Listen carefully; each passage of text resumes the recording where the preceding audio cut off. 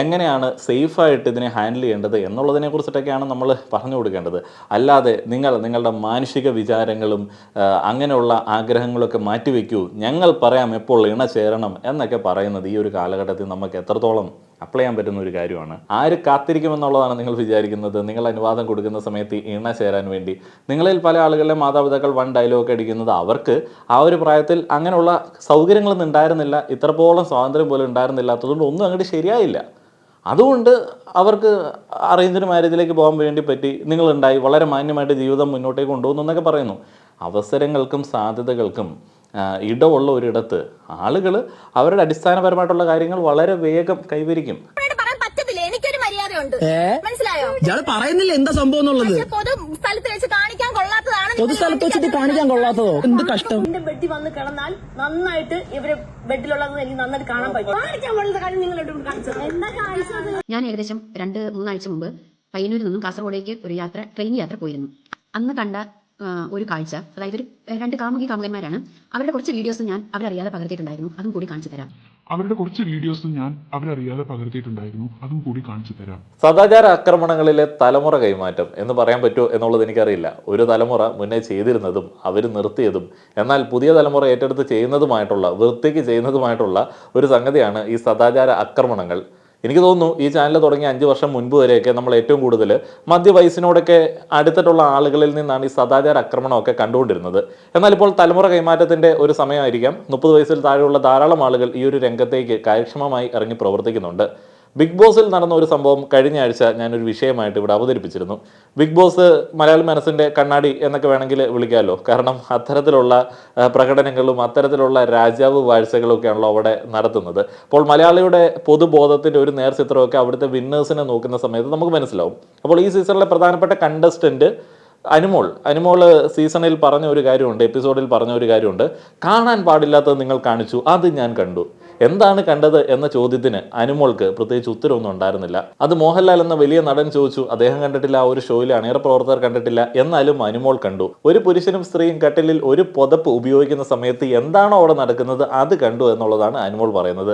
എന്നിട്ടും ആളുകൾക്ക് വ്യക്തമല്ല എന്താണ് നടന്നത് എന്ന്. ഇതേപോലെ കാണാൻ പാടില്ലാത്തത് എന്തോ ഞാൻ കണ്ടു, അത് ഞാൻ പറയുന്നില്ല എന്നൊക്കെ പറഞ്ഞിട്ട് ഇതേ പ്രായത്തിലുള്ള ഒരു യുവതി കഴിഞ്ഞ ദിവസം സോഷ്യൽ മീഡിയയിൽ ശ്രദ്ധേയമായി മാറിയിട്ടുണ്ടായിരുന്നു. ഒരു ഭാര്യയും ഭർത്താവും വണ്ടി റോഡ് സൈഡിൽ ഇട്ട് വിശ്രമിക്കുന്ന സമയത്താണ് ഈ ഒരു സ്ത്രീ അങ്ങടേക്ക് കടന്നു വരുന്നത്. ആ ഒരു വീഡിയോ കാണിക്കുമ്പോൾ നിങ്ങൾക്ക് മനസ്സിലാവും.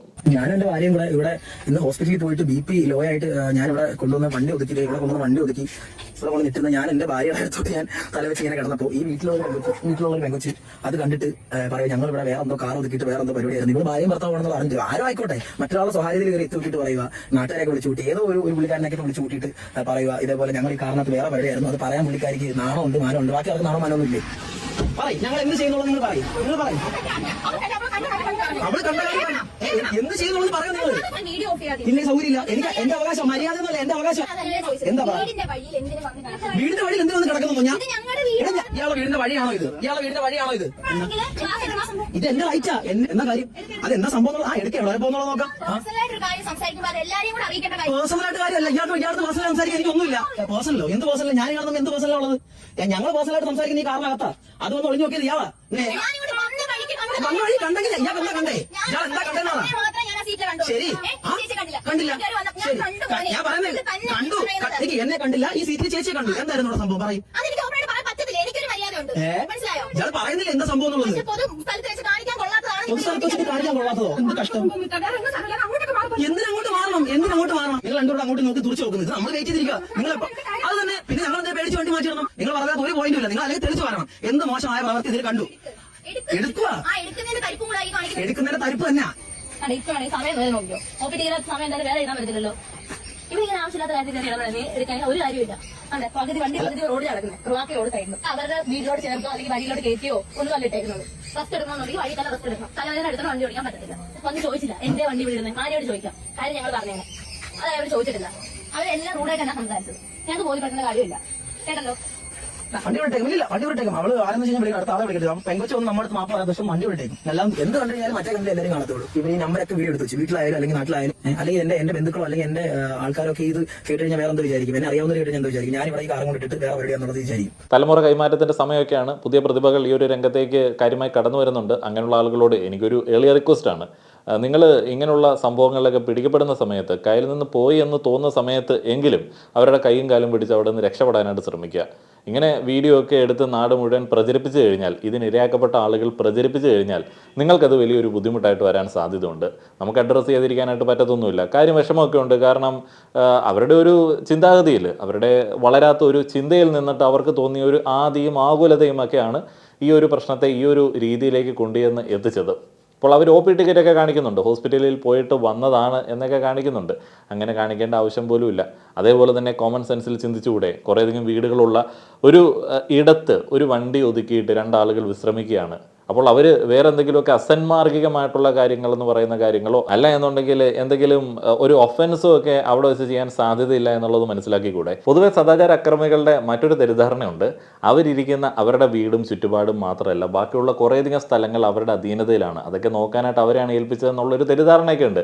ഇങ്ങനെയുള്ള അക്രമികൾ, പുതുതായിട്ട് ഈ ഒരു രംഗത്തേക്ക് കടന്നു വരുന്ന ആളുകൾ മനസ്സിലാക്കേണ്ട ഒരു കാര്യമുണ്ട്, നിങ്ങളുടെ വീടിരിക്കുന്ന ആ ഒരു കുറച്ച് സെൻറ്റ് സ്ഥലമോ അല്ലെങ്കിൽ നിങ്ങളുടെ പറമ്പിൻ്റെ ഒരു ഏക്കറോ അല്ലെങ്കിൽ ഏക്കറുകളോ മാത്രമാണ് നിങ്ങളുടെ അധീനതയിലുള്ളത്. അതിലേക്ക് ആരെങ്കിലുമൊക്കെ കയറുകയാണെന്നുണ്ടെങ്കിൽ നിങ്ങൾക്ക് ചോദിക്കാനായിട്ടുള്ള റൈറ്റ് ഉണ്ട്. വഴിയിലൊക്കെ എന്തെങ്കിലും കാര്യങ്ങൾ നടക്കുകയാണെന്നുണ്ടെങ്കിൽ നിങ്ങൾക്കതിൽ വലിയ പേടിയും ആദ്യമൊക്കെ തോന്നുകയാണെന്നുണ്ടെങ്കിൽ നിങ്ങളുടെ ജീവനും സ്വത്തിനും സുരക്ഷ നൽകാൻ വേണ്ടിയാണ് ഇവിടെ ഒരു പോലീസ് ഡിപ്പാർട്ട്മെൻ്റ് ഒക്കെ ഉള്ളത്. അപ്പോൾ അങ്ങനെയുള്ള ചങ്ങായികളെയൊക്കെ വിളിക്കുക. അപ്പോൾ അവർ വന്നിട്ട് നോക്കി എന്താണെന്ന് വെച്ചാൽ പരിഹരിച്ച് തരും. നിങ്ങളിങ്ങനെയുള്ള കാര്യങ്ങളിലേക്ക് ഇടപെടുന്ന സമയത്ത് ഉണ്ടാകുന്ന പ്രശ്നം എന്നാന്ന് വെച്ച് കഴിഞ്ഞാൽ, നിങ്ങൾ നല്ലത് ഉദ്ദേശിച്ചിട്ട് ചെയ്യുന്നതാണ് എന്ന് നിങ്ങൾ പറഞ്ഞാലും ചിലപ്പോൾ നിങ്ങൾ ബാക്കിയുള്ള ആളുടെ ഒരു വ്യക്തി സ്വാതന്ത്ര്യത്തിലേക്കായിരിക്കും കടന്നു കയറുന്നത്. അപ്പോൾ അവർ തിരിച്ച് വല്ല പരാതിയൊക്കെ കൊടുത്തു കഴിഞ്ഞാൽ, ഇങ്ങനെ വീഡിയോ ഒക്കെ എടുത്തിട്ട് പബ്ലിഷ് ചെയ്ത് കഴിഞ്ഞാൽ അത് നിങ്ങൾക്ക് തന്നെ വലിയ നാണക്കേടായിട്ട് മാറും. ഒന്ന് ആലോചിച്ച് നോക്കിയേ, വലിയൊരു നാണക്കേട്. ഈ ഒരു കാലഘട്ടത്തിന് യോജിക്കാത്ത ഏതോ ഒരു കുരിപ്പ് എന്നുള്ളത് ആ ഒരു ക്വസ്റ്റിനെ നോക്കിയിട്ട് പല ആളുകളും ഇനി പറയില്ലേ? അപ്പം അത് പറയുന്നത് എന്തിനാണെന്ന് വെച്ച് കഴിഞ്ഞാൽ, ഇരു കൂട്ടരുടെയും വ്യക്തി സ്വാതന്ത്ര്യം, വിദ്യാഭ്യാസം, അതേപോലെ തന്നെ സിവിക് സെൻസ് ഒക്കെ വളരെ കാര്യമായിട്ട് ആർജിച്ചിട്ടുള്ള ഒരു സമൂഹവുമായിട്ടാണ് സദാചാര അക്രമികളായിട്ടുള്ള ഭൗതിക നിലവാരത്തിൽ തീരെ വളർച്ചയില്ലാത്ത ഒരു കൂട്ടം ആളുകൾ ഫൈറ്റ് ചെയ്യുന്നത്. അപ്പം മറ്റുള്ള ആളുകൾ ശക്തരാണ്, അവർക്ക് വിദ്യാഭ്യാസമുണ്ട്, അതേപോലെ തന്നെ വിവരമുണ്ട്. അപ്പോൾ അവർ പ്രതികരിക്കും. അങ്ങനെ പ്രതികരിച്ചു കഴിഞ്ഞാൽ അതിൻ്റെ ഡാമേജ് നിങ്ങൾക്കായിരിക്കും ഏറ്റവും കൂടുതൽ ഉണ്ടാവുക. ഇപ്പോൾ നിങ്ങൾ അവിടെ വന്നൊരു വിഷയം ഉണ്ടാക്കുന്ന സമയത്ത് എന്തുകൊണ്ടാണ് ആ ഒരു ചെറുപ്പക്കാരൻ വീഡിയോ എടുത്തത്? കാരണം അയാളുടെ വ്യക്തി സ്വാതന്ത്ര്യത്തിലേക്കുള്ള കടന്നുകയറ്റമാണെന്ന് അയാൾക്ക് തിരിച്ചറിവുണ്ടായപ്പോൾ അയാൾ വീഡിയോ എടുത്തു. നിങ്ങൾ ചെയ്യുന്നത് ഒരു ഒഫൻസ് ആയതുകൊണ്ട് അയാൾ അത് റെക്കോർഡ് ചെയ്തു. അപ്പോൾ സദാചാര അക്രമികൾ മിനിമം ആർജിക്കേണ്ട വിവരം എന്താണ്? ഞാൻ നിങ്ങൾ ഉപദേശിക്കുന്നൊന്നുമില്ല, അങ്ങനെയൊക്കെ ചെയ്യരുത്, അതൊക്കെ മോശമാണെന്നൊന്നും പറയുന്നില്ല. മിനിമം ആർജിക്കേണ്ട ഒരു വിവരം എന്താണെന്ന് വെച്ച് കഴിഞ്ഞാൽ, നിങ്ങളുടെ പറമ്പിൽ ഒതുങ്ങി നിന്നിട്ടുള്ള അധികാര വിനിയോഗങ്ങൾ മാത്രം പുറത്തേക്ക് ഇറക്കുക. നിങ്ങളുടെ വീട്ടിലുള്ള ആളുകളിലേക്ക് അടുത്ത് വേണമെന്നുണ്ടെങ്കിൽ ഇതുപോലെയൊക്കെ മെക്കിട്ട് കയറാം. അവർ അനുവദിച്ച് തരികയാണെന്നുണ്ടെങ്കിൽ അതിൽ ആനന്ദം കണ്ടെത്തുക എന്നുള്ളതേ ഉള്ളൂ. ഇനി കുറച്ചും കൂടെ ഗ്രേഡ് കൂടിയിട്ടുള്ള, ഒരിക്കലും അനുവദിച്ച് കൊടുക്കാനായിട്ട് പാടില്ലാത്ത സദാചാര ആക്രമണത്തിൻ്റെ മാരകമായിട്ടുള്ള ഒരു വേർഷൻ, അതേപോലെ തന്നെ കടന്നുകയറ്റം, ഉപദേശം, അനാവശ്യമായിട്ടുള്ള ഉപദേശം, പ്രൈവസിയിലേക്കുള്ള കടന്നുകയറ്റം എന്നീ കാര്യങ്ങളൊക്കെ നമുക്ക് പറയാൻ പറ്റുന്ന ഒരു ഐറ്റം ജാൻസീസ് വൈബ്രന്റ് വ്ളോഗ്സ് എന്ന ചാനലിൽ അപ്ലോഡ് ചെയ്തിരിക്കുന്ന ഒരു വീഡിയോ ആണ്. അതിൻ്റെ ടൈറ്റിൽ ഇങ്ങനെയാണ്: ആയിഷ റഷ്യയുടെ മരണം എങ്ങനെ, ഞാനന്ന് ട്രെയിനിൽ വെച്ച കണ്ട കുട്ടികൾ ആര്? കോഴിക്കോട് വിദ്യാർത്ഥിനി വാടക വീട്ടിൽ മരിച്ച നിലയിൽ. ഞാൻ ഏകദേശം 2-3 ആഴ്ച മുമ്പ് പയ്യന്നൂരിൽ നിന്നും കാസർഗോഡേക്ക് ഒരു ട്രെയിൻ യാത്ര പോയിരുന്നു. അന്ന് കണ്ട ഒരു കാഴ്ച, അതായത് 2 കാമുകി കാമുകന്മാരാണ്. അവരുടെ കുറച്ച് വീഡിയോസ് ഞാൻ അവരറിയാതെ പകർത്തിയിട്ടുണ്ടായിരുന്നു. അതും കൂടി കാണിച്ചു തരാം. ഇന്നലെ നമ്മൾ കേട്ട വാർത്തയാണ് ആയിഷ റഫ എന്ന പെൺകുട്ടി, 21 വയസ്സുകാരി, മംഗലാപുരത്ത് ഫിസിയോതെറാപ്പി സ്റ്റുഡന്റ്, ആൺസുഹൃത്തിനോടൊപ്പം വാടക വീട്ടിൽ താമസിച്ചിരുന്നു. ഈ ആൺസുഹൃത്തിന്റെ വാടക വീട്ടിൽ തൂങ്ങി വെച്ച നിലയിൽ കണ്ടെത്തിയെന്നാണ് വാർത്തയല്ലേ? എല്ലാവരും അറിഞ്ഞത് കേട്ടതൊക്കെയാണ്. അങ്ങനെ അവിടെ വന്ന് താമസിക്കണമെങ്കിൽ വെറും ഒരു സുഹൃത്ത് മാത്രമല്ല എന്നുള്ളത് നമുക്ക് മനസ്സിലാവും അല്ലേ? എന്താണ് ഈ കുട്ടികൾക്കൊക്കെ ഇപ്പൊ പറ്റിയിരിക്കുന്നത് എന്നാണ് നമുക്ക് മനസ്സിലാവാത്തത്. ഒരു ബന്ധു പറയുന്നുണ്ട്, 2 വർഷം മുമ്പ് ഇവരെ ഒരുമിച്ച് കണ്ടിട്ട് താക്കീത് ചെയ്ത് വിട്ടതാണ്. ഞാൻ ഒരു ട്രെയിൻ യാത്ര ചെയ്തത് പയ്യന്നൂരിൽ നിന്ന് കാസർഗോഡ് വരെ ഞാൻ ഉണ്ടായിരുന്നുള്ളൂ. ആ ട്രെയിനിൽ ഇടയ്ക്ക് നിന്ന് വന്നു കയറിയ ഒരു ആൺപെൺ സുഹൃത്ത്. ഈ കുട്ടികൾ വന്നിരുന്നിട്ട് അവരുടെ പ്രവൃത്തിയും അവരുടെ സംസാരവും ഇടപെടലും കാര്യങ്ങളും എല്ലാം നമുക്ക് ഒരു അസ്വസ്ഥത ഉണ്ടാക്കുന്ന രീതിയിലുള്ളതാണ്. പൊതുസ്ഥലമല്ലേ? ഒരു പൊതുസ്ഥലത്തിരുന്ന് ഈ കുട്ടികൾ ഇത്രയ്ക്കും ഒരു എന്താ പറയുക, ഒരു പരിസരബോധമില്ലാതെ ഉള്ള അവരുടെ രീതികളും കാര്യങ്ങളും കണ്ടപ്പോൾ, അവരുടെ രീതികളും പെരുമാറ്റങ്ങളൊക്കെ കണ്ടപ്പോഴാണ് എനിക്ക് സംശയം തോന്നിയത്, ഇനി ഇവരെന്താ വല്ല ഒളിച്ചോടക്കാരുമാണ്. അങ്ങനെ അവരെ ഞാൻ ചിന്തിച്ചു. ഇന്നത്തെ കാലത്ത് ചിന്തിച്ചല്ലേ പറ്റുള്ളൂ. അങ്ങനെ ഈ ഞായറാഴ്ചയായിരുന്നു. അതുകൊണ്ട് അവർ അവധി കഴിഞ്ഞ് പഠിക്കുന്ന സ്ഥലത്തേക്ക് പോകുന്നതാണോ അറിയില്ല. കാസർഗോഡാണ് ഞാൻ ഇറങ്ങിയത്. കുട്ടികൾ കാസർഗോഡ് ഇറങ്ങിയിട്ടില്ല. അല്ലെങ്കിൽ മംഗലാപുരത്തേക്കോ എല്ലാം പോകുന്നവരായിരിക്കാം, പഠിക്കാൻ പോകുന്നവരാണെങ്കിൽ. കയറി ഒരു 2 മിനിറ്റ് ആയിട്ടുണ്ടാവും. ആ 2 മിനിറ്റിനുള്ളിൽ ഈ പയ്യൻ ടപ്പേന്ന് പോയി ആ പെൺകുട്ടിക്ക് ഉമ്മ കൊടുത്തു കവിളത്ത്. അപ്പൊ ഞങ്ങൾ ഇങ്ങനെ നോക്കിയിരിക്കും. ഞാൻ പെട്ടെന്ന് ഇങ്ങനെ ഞെട്ടിപ്പോയി. ഇത്രയും ആളുകൾ ഓപ്പോസിറ്റ് ഇരിക്കുന്നു, അവരുടെ സൈഡിൽ ആളുകൾ ഇരിക്കുന്നു, സൈഡ് സീറ്റിൽ അപ്പുറത്തെ ആളുകൾ ഇരിക്കുന്നു, നിൽക്കുന്നുണ്ട്. അതൊന്നും ഗമനിക്കാതെ, അതൊന്നും ശ്രദ്ധിക്കാതെ ഈ പയ്യൻ പെട്ടെന്ന് പെൺകുട്ടിക്ക് രൂപ കൊടുത്തു. പെൺകുട്ടി വലിയ ഭാവഭേദങ്ങളൊന്നും ഇല്ലാതെ അവൾ അങ്ങനെ തന്നെ ഇവിടെ ഇരിക്കുന്നുണ്ട്. ഇവരുടെ ഈ മിരിമിരിപ്പും കോപ്രായങ്ങളും ഒക്കെ ഞാൻ കണ്ടപ്പം കുറച്ച് സമയം വീഡിയോ ഒന്നും എടുത്തില്ല. അതിന്റെ പ്രധാനപ്പെട്ട കാര്യങ്ങളൊന്നും എനിക്ക് കിട്ടിയില്ല കേട്ടോ വീഡിയോയിൽ. അതിനുശേഷമാണ് എനിക്ക് തോന്നിയത് ഈ വീഡിയോ എടുത്ത് വെച്ചാലോ, ഇവരുടെ ഈ കോപ്രായങ്ങളുടെ വീഡിയോ എടുത്താലോ എന്ന് എനിക്ക് തോന്നി വന്നിട്ട് ഞാൻ കുറച്ച് വീഡിയോ എടുത്തു. അതുപോലെ ഭക്ഷണമൊക്കെ അവരുടെ കൈവശമുണ്ട്. ഭക്ഷണം വീട്ടിൽ നിന്ന് കൊണ്ടുവന്നാണോ കടയിൽ നിന്ന് മേടിച്ചാണോന്നും അറിയില്ല. ഈ ചെറുക്കന് അവന് വാരി കൊടുക്കാൻ വേണ്ടി ഇവൻ ഒരുപാട് കെഞ്ചുന്നുണ്ട് ഈ പെണ്ണിനോട്. എടുത്തതെന്ന് വെച്ചാൽ വലിയ വിപ്ലവം ഉണ്ടാക്കാനൊന്നുമല്ല. പക്ഷേ ഈ വീഡിയോ എനിക്ക് പോസ്റ്റ് ചെയ്യണം. പോസ്റ്റ് ചെയ്ത് കഴിയുമ്പോൾ ഇത് കാണുന്ന കുട്ടികൾ രണ്ടുപേരെ എല്ലാവർക്കും ഇതൊന്നും ഒരു വിഷയമുള്ള കാര്യമൊന്നുമല്ല. എന്നാലും ആർക്കെങ്കിലും ഒക്കെ ഒരു ബോധം വന്നാലോ, ഇങ്ങനെയൊക്കെ കാട്ടിക്കൂട്ടുമ്പോൾ ആളുകൾ ശ്രദ്ധിക്കുന്നുണ്ടെന്നോ, ഇതൊരു പൊതുസമൂഹത്തിന് മധ്യത്തിൽ ഇരുന്നാൽ ഇങ്ങനെയൊക്കെ ചെയ്യുന്നതെന്നും, ഇനി നമ്മൾ കുറച്ച് ശ്രദ്ധിച്ച് പോകണം എന്നൊക്കെ ഉള്ള ഒരു ബോധം ആർക്കെങ്കിലും രണ്ടുപേർക്കെങ്കിലും ഉണ്ടായാലോ, അതുകൊണ്ട് ഞാൻ എടുത്തോളൂ നിങ്ങളത് കാണാൻ വേണ്ടി. ആയം ഉദ്ദേശിക്കുന്നത് എന്താണെന്ന് വെച്ച് കഴിഞ്ഞാൽ, കഴിഞ്ഞ ദിവസം ഐഷ റഷ എന്നൊരു 21-കാരി ആത്മഹത്യ ചെയ്തിരുന്നു. ആൺ സുഹൃത്തായിട്ടുള്ള ബഷീറുദ്ദീൻ മാനസികമായി പീഡിപ്പിച്ചിരുന്നു എന്നതിൻ്റെ തെളിവുകൾ പോലീസിന് കിട്ടി എന്നുള്ളതാണ് പറയപ്പെടുന്നത്. അപ്പോൾ അവർ ഒന്നിച്ച് താമസിച്ചിരുന്ന ഫ്ലാറ്റിൽ വിവാഹത്തിന് മുൻപ് ലിവിങ് ടുഗദർ എന്നുള്ള രീതിയിലൊക്കെ ആളുകൾ പറയുന്ന ഒരു ബന്ധത്തിൽ ഒന്നിച്ച് താമസിച്ചിരുന്ന ഫ്ലാറ്റിലാണ് ഈ ഒരു പെൺകുട്ടി ആത്മഹത്യ ചെയ്യുന്നത്. അപ്പോൾ ആ ഒരു പെൺകുട്ടിയുടെ ആത്മഹത്യ അത് സമൂഹത്തിൻ്റെ ഒരു ജീർണതയെ കാണിക്കുന്നു. ഈ ലിവിങ് ടുഗദർ റിലേഷൻഷിപ്പുകളിലേക്ക് പെൺകുട്ടികൾ പോകുന്നത് കൊണ്ടാണ് പെൺകുട്ടികൾ ഇങ്ങനെ കാര്യമായിട്ട് തന്നെ കൊല്ലപ്പെടുന്നത് എന്നൊക്കെ ഉള്ള ഒരു ആകുലത ഒരു സൈഡിലുണ്ട്. അങ്ങനെയുള്ള ആകുലതയ്ക്ക് എന്തെങ്കിലും സ്കോപ്പുണ്ടോ? ഇവിടെ നമ്മൾ മനസ്സിലാക്കേണ്ട കാര്യം, ഈ സദാചാര അക്രമികൾ ഇങ്ങനെയുള്ള കാര്യങ്ങളിൽ ഉപദേശങ്ങൾ കൊടുക്കുന്നതുകൊണ്ട് എന്തെങ്കിലും മാറ്റം ഉണ്ടാവുമോ? ഇല്ല. നിങ്ങളൊന്നും മനസ്സിലാക്കേണ്ട സംഗതിയുണ്ട്. ഈ സ്ത്രീ പുരുഷ ബന്ധങ്ങളിലെ പ്രശ്നങ്ങളാണ് ഈ സ്ത്രീ പുരുഷ ബന്ധങ്ങൾക്കിടയിലുള്ള കൊലപാതകങ്ങൾക്കും അക്രമണങ്ങൾക്കും പീഡനങ്ങൾക്കും പ്രധാനപ്പെട്ട ഒരു കാര്യം. ആണിനും പെണ്ണിനും അല്ലെങ്കിൽ സെക്ഷൽ ഓറിയൻറ്റേഷൻ അനുസരിച്ചിട്ടുള്ള ഇണചേരൽ ആഗ്രഹിക്കുന്ന എല്ലാ ആളുകൾക്കും ഇണചേരാനായിട്ടുള്ള ആഗ്രഹമൊക്കെ ഉണ്ട്. ഇപ്പോൾ എൻ്റെയോ നിങ്ങളുടെയോ അല്ലെങ്കിൽ നമ്മളുടെ ആരുടെയും കുട്ടികളെയോ അല്ലെങ്കിൽ നമ്മുടെ വേണ്ടപ്പെട്ടവരെയോ അവർ സ്ത്രീയും പുരുഷനുമാണ്, അല്ലെങ്കിൽ അവർക്ക് ലൈംഗിക താല്പര്യങ്ങളുണ്ട് എന്നുണ്ടെങ്കിൽ, അവർ ഏത് ജെൻഡറിലാണ് അവർക്ക് സെക്സിന് താല്പര്യം ഉണ്ട് എന്നുണ്ടെങ്കിൽ അവരതിൽ നിന്ന് തടയാനായിട്ട് നമുക്ക് പറ്റത്തില്ല. അവർ ഇണ തേടുകയും ഇണയെ കണ്ടെത്തുകയൊക്കെ ചെയ്യും. ഒരാളുടെ അച്ഛനോ അമ്മയ്ക്കോ സഹോദരനോ ഒരാളുടെ ഇണയായിട്ട് മാറാൻ പറ്റുമോ? ഇല്ലല്ലോ. നമ്മുടെ സോഷ്യൽ സിസ്റ്റം അങ്ങനെയല്ല. അപ്പോൾ അവർ ഇണയെ തേടുക എന്ന് പറയുന്ന അവരുടെ ആ ഒരു കാര്യത്തിലേക്ക് അവരുടെ ആരോഗ്യവും അല്ലെങ്കിൽ മനസ്സുമൊക്കെ ഒരുങ്ങുന്ന ഒരു സമയത്ത് അവരെത്തും. അപ്പോൾ അങ്ങനെയുള്ള അവസ്ഥകളിൽ കണ്ടെത്തുന്നതാണ് ഇങ്ങനെയുള്ള ബന്ധങ്ങളും കാര്യങ്ങളൊക്കെ. ചിലയിടങ്ങളിൽ മാതാപിതാക്കൾ അങ്ങനെയുള്ള ബന്ധം കണ്ടെത്തി കൊടുക്കുന്നു. ചില ആളുകൾക്ക് സ്വയമേ അങ്ങനെ ഒരു ബന്ധം കണ്ടെത്താനായിട്ട് പറ്റാറുണ്ട്. ചില ആളുകൾക്ക് അങ്ങനെ ബന്ധം കണ്ടെത്താനായിട്ട് പറ്റാറില്ല. അപ്പോൾ മാതാപിതാക്കൾ കണ്ടെത്തി കൊടുക്കുന്ന വിവാഹങ്ങളിൽ ഒരു 6 മാസത്തെ കണക്കെടുത്ത് നോക്കിക്കഴിഞ്ഞാൽ 6 മാസം കൊണ്ട് ഒരു 5-8 കേസുകൾ ചർച്ച ചെയ്യപ്പെടുന്ന രീതിയിൽ മാതാപിതാക്കൾ ഇടപെട്ട് നടത്തിയ വിവാഹങ്ങളിൽ നിന്ന് നമുക്ക് കേൾക്കാനായിട്ട് സാധിക്കും. പെൺകുട്ടി ആത്മഹത്യ ചെയ്തതിനെ കുറിച്ചിട്ടും ഭർത്തൃ വീട്ടുകാരുടെ പീഡനത്തെക്കുറിച്ചിട്ടും ക്രൂരമർദ്ദനത്തിനിരയായിട്ട് ആത്മഹത്യ ചെയ്തതിനെ കുറിച്ചിട്ടും ഒക്കെ നമുക്ക് കേൾക്കാനായിട്ട് സാധിക്കും. അത് നമുക്ക് തടയാനായിട്ട് പറ്റുന്നുണ്ടോ? പ്രോപ്പറായിട്ട് എല്ലാ ആളുകളും എപ്പോഴും ഇത് കീപ്പ് ചെയ്യണമെന്ന് പറയുന്ന ആ ഒരു സിസ്റ്റത്തിൻ്റെ അടിസ്ഥാനത്തിൽ തന്നെ നടത്തപ്പെടുന്ന വിവാഹങ്ങളിലാണ് അങ്ങനെയുള്ള മരണങ്ങൾ ഉണ്ടാകുന്നത്. അപ്പോൾ എന്താണ് പ്രശ്നം? അടിസ്ഥാനപരമായിട്ടുള്ള പ്രശ്നം ഒരു റിലേഷൻഷിപ്പ് എങ്ങനെ മുന്നോട്ടേക്ക് കൊണ്ടുപോകണം എന്നുള്ളതിനെ കുറിച്ചിട്ടുള്ള ട്രെയിനിങ് ഇല്ല. പ്രായപൂർത്തിയായതിനു ശേഷം ഏതൊരു അവസ്ഥയിലും ഒരു സ്ത്രീക്കും പുരുഷനും ഒന്നിച്ച് ഇണകളായിട്ട് കൺസിഡർ ചെയ്ത് ജീവിക്കാനായിട്ടുള്ള സ്വാതന്ത്ര്യമുള്ള നാട്ടിലാണ് നമ്മൾ ജീവിക്കുന്നത്. അങ്ങനെ കണ്ടെത്തുന്ന ബന്ധങ്ങളിൽ സുരക്ഷിതത്വം, അങ്ങനെ കണ്ടെത്തുന്ന ബന്ധങ്ങളിൽ കീപ്പ് ചെയ്യേണ്ട മര്യാദകൾ, എങ്ങനെയാണ് സേഫായിട്ട് ഇതിനെ ഹാൻഡിൽ ചെയ്യേണ്ടത് എന്നുള്ളതിനെ കുറിച്ചിട്ടൊക്കെയാണ് നമ്മൾ പറഞ്ഞു കൊടുക്കേണ്ടത്. അല്ലാതെ നിങ്ങളുടെ മാനുഷിക വിചാരങ്ങളും അങ്ങനെയുള്ള ആഗ്രഹങ്ങളൊക്കെ മാറ്റിവെക്കൂ, ഞങ്ങൾ പറയാം എപ്പോൾ ഇണ ചേരണം എന്നൊക്കെ പറയുന്നത് ഈ ഒരു കാലഘട്ടത്തിൽ നമുക്ക് എത്രത്തോളം അപ്ലൈ ചെയ്യാൻ പറ്റുന്ന ഒരു കാര്യമാണ്? ആര് കാത്തിരിക്കുമെന്നുള്ളതാണ് നിങ്ങൾ വിചാരിക്കുന്നത്? നിങ്ങൾ അനുവാദം കൊടുക്കുന്ന സമയത്ത് ഇണ ചേരാൻ വേണ്ടി നിങ്ങളിൽ പല ആളുകളിലെ മാതാപിതാക്കൾ ഡയലോഗ് അടിക്കുന്നത് അവർക്ക് ആ ഒരു പ്രായത്തിൽ അങ്ങനെയുള്ള സൗകര്യങ്ങളൊന്നും ഉണ്ടായിരുന്നില്ല, ഇത്രത്തോളം സ്വാതന്ത്ര്യം പോലും ഉണ്ടായിരുന്നില്ലാത്തതുകൊണ്ട് ഒന്നും അങ്ങോട്ട് ശരിയായില്ല. അതുകൊണ്ട് അവർക്ക് അറേഞ്ച്ഡ് മാരേജിലേക്ക് പോകാൻ വേണ്ടി പറ്റി, നിങ്ങളുണ്ടായി, വളരെ മാന്യമായിട്ട് ജീവിതം മുന്നോട്ടേക്ക് കൊണ്ടുപോകുന്നു എന്നൊക്കെ പറയുന്നു. അവസരങ്ങൾക്കും സാധ്യതകൾക്കും ഇടമുള്ള ഒരിടത്ത് ആളുകൾ അവരുടെ അടിസ്ഥാനപരമായിട്ടുള്ള കാര്യങ്ങൾ വളരെ വേഗം കൈവരിക്കും. അവിടെയുള്ള മര്യാദകളെ കുറിച്ചിട്ടും ജീവന് ഹാനിയാവാതെ ഇതെങ്ങനെ മുന്നോട്ടേക്ക് കൊണ്ടുപോകാം, അല്ലെങ്കിൽ അങ്ങനെ ഒരു ഭീഷണി ഉണ്ടായിക്കഴിഞ്ഞാൽ എങ്ങനെ രക്ഷപ്പെടാം എന്ന കാര്യത്തെക്കുറിച്ചിട്ടൊക്കെയാണ് നമ്മൾ ചർച്ച ചെയ്യേണ്ടത്. കുറേയധികം കമൻറ്റ് ബോക്സുകളിൽ മാതാപിതാക്കളെ പറ്റിച്ച് പോയതുകൊണ്ടാണ് അങ്ങനെ സംഭവിച്ചത്, പ്രണയിച്ചതുകൊണ്ടാണ് അങ്ങനെ സംഭവിച്ചത് എന്നൊക്കെ പറയുന്നത് കേട്ടു.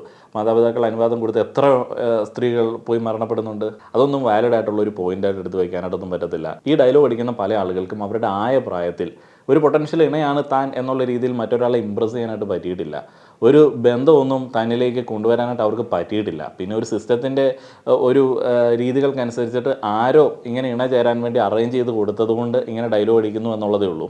അപ്പം അവർക്കും അങ്ങനെ ഒരു സൗകര്യങ്ങൾ ഉണ്ടായിരുന്നു എന്നുണ്ടെങ്കിൽ അവരും ഈ ഒരു രീതിയിലൊക്കെ തന്നെ മുന്നോട്ടേക്ക് പോകത്തുള്ളൂ. ആ സൗകര്യങ്ങളില്ലാത്തത് കൊണ്ടും വേറെ ചില ആളുകൾ ഈ ഒരു കാലഘട്ടത്തിനനുസരിച്ചിട്ട് ആ ഒരു സൗകര്യങ്ങൾ ഉപയോഗിക്കുന്നത് കൊണ്ടും കണ്ണ് കടിച്ചിട്ടോ ഫ്രസ്ട്രേറ്റഡ് ആയിട്ടോ ഒരു കാര്യമില്ല. ഒരു നാണവും ഇല്ലാതെ ഒരു ബോധവും ഇല്ലാതെ ബാക്കിയുള്ള ആളുകൾ സ്വകാര്യതയിൽ മൊബൈൽ ഫോണുമായിട്ട് ഇങ്ങനെ റെക്കോർഡ് ചെയ്തിട്ട് അതൊരു വീഡിയോ ആയിട്ട് അപ്ലോഡ് ചെയ്തിരിക്കുന്നു.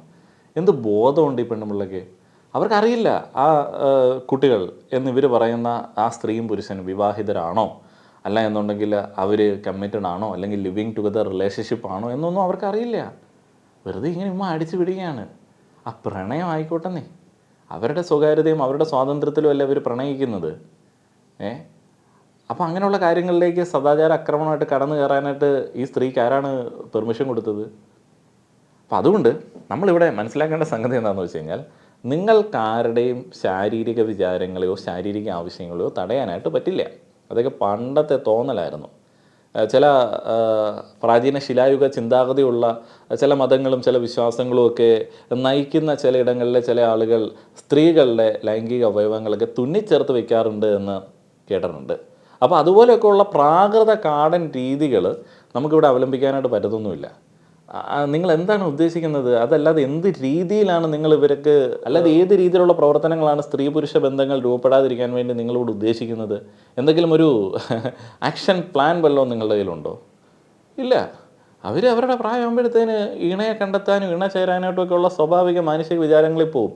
അപ്പോൾ അങ്ങനെയൊക്കെ പോകുന്ന ഒരു സാഹചര്യമുണ്ടെന്നും അങ്ങനെയുള്ള മനുഷ്യക്കുഞ്ഞുങ്ങളെയൊക്കെയാണ് നമ്മൾ ജനിപ്പിച്ചിരിക്കുന്നതെന്നും അങ്ങനെയുള്ള മനുഷ്യന്മാർക്കിടയിലാണ് നമ്മൾ ജീവിച്ചിരിക്കുന്നതെന്നും ഒക്കെ മനസ്സിലാക്കുന്ന സമയത്ത് ആ ഒരു ബന്ധങ്ങളിലെ മര്യാദകൾ, ആ ഒരു ബന്ധങ്ങളിൽ പാലിക്കപ്പെടേണ്ട ചില കാര്യങ്ങൾ, അപ്പോൾ അതിൽ പങ്കാളികളായിട്ടുള്ള ആളുകൾ വിചാരിക്കേണ്ട അവരുടെ സുരക്ഷിതത്വം എന്നീ കാര്യങ്ങളെക്കുറിച്ചിട്ടൊക്കെയാണ് നമ്മൾ പറഞ്ഞു കൊടുക്കേണ്ടത്. അല്ലാതെ ഇങ്ങനെയുള്ള സദാചാര ആക്രമണങ്ങളോ ഉപദേശങ്ങളോ കൊണ്ട് ഒരു കാര്യമില്ല എന്നുള്ളത് മനസ്സിലാക്കുക. നിങ്ങളുടെ അഭിപ്രായങ്ങൾ പറയുക. നന്ദി.